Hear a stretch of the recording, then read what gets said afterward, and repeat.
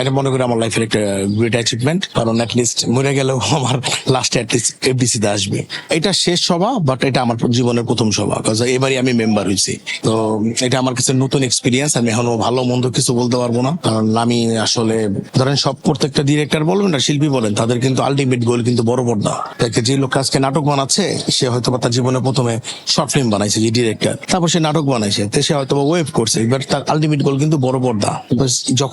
যখন আমার কাজ শুরু করছি টিভিসি, ওবিসি, নাটক, হ্যাঁ শর্ট ফিল্ম, ওয়েব ফিল্ম, দেন আমার আলটিমেট গোল কিন্তু বড় পর্দা। স্যান্ডেলিনা সো, রূপচর্চায় আভিজাত্য।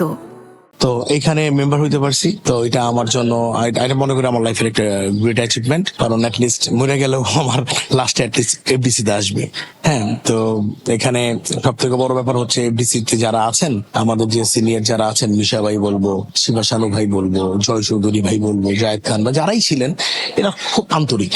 এটা খুবই ভালো লাগছে, তার আপন করে নিতে পারে। যখন মিশা ভাই যখন আমাকে এটা দিল, মানে আমাকে যখন কার্ডটা দিল, তখন তারপর বলতেছে এটা তোমার জায়গা, এটাকে যত্ন করা তোমার দায়িত্ব। হ্যাঁ, এইটা মেনে চলবো। আর মিশা ভাইয়ের প্রতি একটা শ্রদ্ধা সবসময় আছে, সে আমার পিতৃতুল্য বড় ভাই। দেখি, আর নির্বাচন যেহেতু এমন মানুষকে দিব যারা যে আমাদের শিল্প সমিতিকে রিপ্রেজেন্ট করতে পারবে, যার দ্বারা আমাদের উপকার হবে।